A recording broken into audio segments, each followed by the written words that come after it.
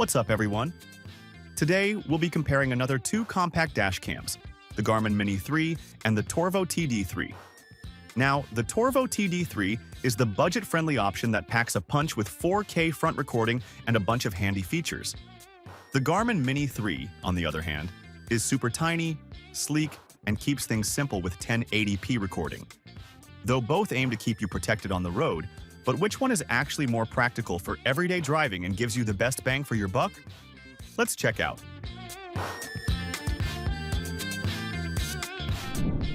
We spent quite a bit of time using both the Torvo TD3 and Garmin Mini 3, and honestly, the difference is noticeable. When we first got our hands on the Garmin Mini 3, it was tiny. Yeah, so small that it almost disappears behind the rearview mirror. It felt kind of cool holding something that compact, but at the same time we wondered, can this little thing really capture solid footage? Then the Torvo TD3, and our first impression was kind of different. It's a bit larger, sure, but it instantly felt like a complete setup. Front and rear cameras, a proper screen, and that balanced build give a good first feel in hand. Now, out of the box, both cams come with more or less everything to get started with. Here, the Mini 3 comes with the cam itself, a power cable, a dual USB adapter, and the tiny mount. That's classic Garmin, but honestly, we expected at least a memory card inside, especially considering its price. Now, the mounting process was easy though. Just stick it on the windshield, plug in the cable, and it's good to go. We appreciate how low profile the setup looks once done, but everything has to be done through the Garmin Drive app. There's no display on the cam, so we couldn't really check framing or settings directly, which made the initial setup take a bit longer than we hoped. Now, unboxing the Torvo TD3 felt like the opposite. It's a full package. We got the front and rear cameras, cables, a power adapter, and even a 64 gigs memory card already included. We really appreciate that small detail. It's just more convenient. And mounting was easy too. We placed the main cam behind the mirror, routed the cable neatly, and we were done in minutes. Having that built-in screen made it easier to align perfectly on the first try. Overall, both are easy to install, but the Torvo just feels more ready to go right out of the box. Now, when it comes to design and build, the difference was actually noticeable. Here, Mini 3 is tiny. Like, it's so small that it almost disappears behind the mirror once installed, which we really liked for that look. It feels premium and well built for its size, with a nice matte finish. But as you can see, it has no display. And we'll be honest, we missed having one. Every time we wanted to adjust something or check framing, we had to pull out the phone and open the app. It's fine once you get used to it, but it could have been better if Garmin had added even a small preview screen. Now, talking about the Torvo TD3, it takes a more traditional route.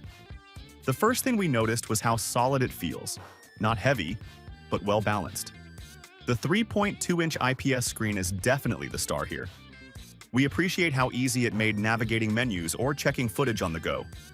Plus, the buttons underneath click nicely and don't feel cheap at all. And we found the overall design neat with a modern finish. Yeah, it's not as invisible as the Garmin, but the added practicality definitely makes up for it.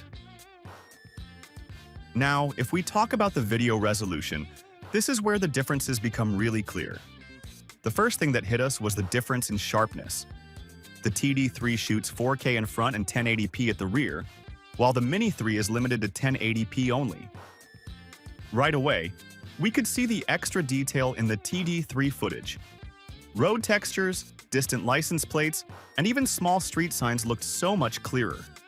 Well, the Mini 3 was clean too, don't get us wrong. But when we tried to zoom in on a plate half a block away, the details were softer and less readable. We also noticed a big difference in the field of view. The TD3's 170-degree lens really changes how much of the road we can see. On a 3-lane road, it literally covers all the lanes completely, including a little bit of the sidewalks. But here the Mini 3, with its 140-degree field of view, feels a bit tighter. It only captures about 2.5 lanes of the same road, so we lose some of the peripheral view. While driving, the TD3 made us feel more aware of the surroundings, especially when cars were approaching from the side. whereas the Mini 3 focused mainly on what was directly ahead. Yeah, the daytime footage from both looked actually impressive for their price. But here, the night performance was where things got interesting. We must say, the TD3's Starlight Night Vision worked surprisingly well. It captured the license plate clearly under just the headlights.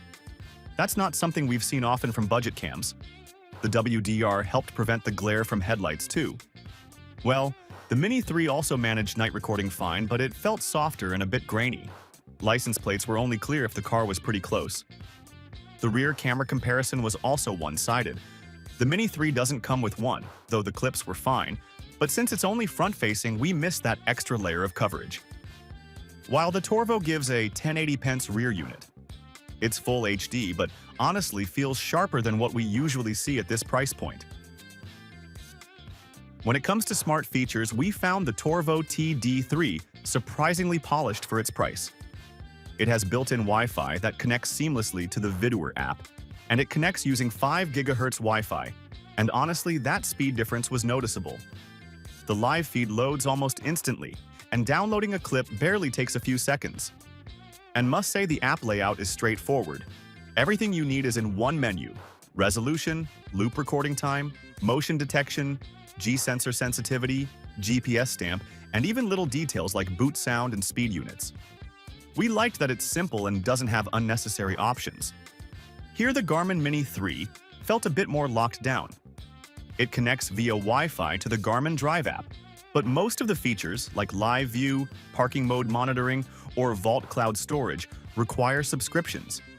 We also noticed that the Mini 3 doesn't show GPS data in the video unless paired with another GPS-enabled Garmin device, which made us feel like we're missing some context when checking clips later. We also liked the Torvo's parking mode. Motion and G-sensor detection worked reliably, and it didn't trigger unnecessarily on small bumps once we dialed the sensitivity down. Mini 3's parking mode requires a separate power cable and a subscription, which felt less convenient to us. So which one should you pick? Well, it really comes down to what matters most to you.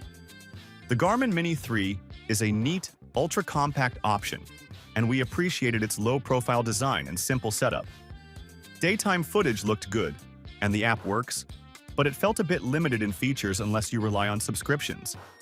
The narrower field of view and lack of built-in display made it less versatile in our everyday use. But the Torvo TD3 clearly impressed us more. We found the combination of 4K front recording, solid rear footage, and that handy display made life much easier. The app works smoothly, the loop recording and G-sensor features are reliable, and the supercapacitor design gives extra durability for long-term use. Basically, the Torvo gave us confidence. Every trip, every parking mode trigger, and every clip felt well captured and sharp.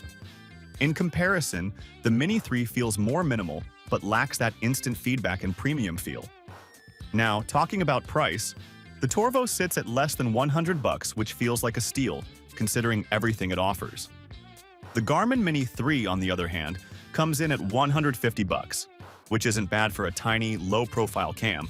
But when we weighed what we actually get day-to-day, it feels a bit light on features unless you pay extra for subscriptions. Well, if we had to choose one to keep, we must say we'd lean toward the Torvo TD3. It just feels more complete and practical without being complicated or expensive. Alright, that's a wrap on today's comparison. Which one would you love to choose? Let us know in the comments below. And if you found this video helpful, don't forget to like, share, and subscribe for more.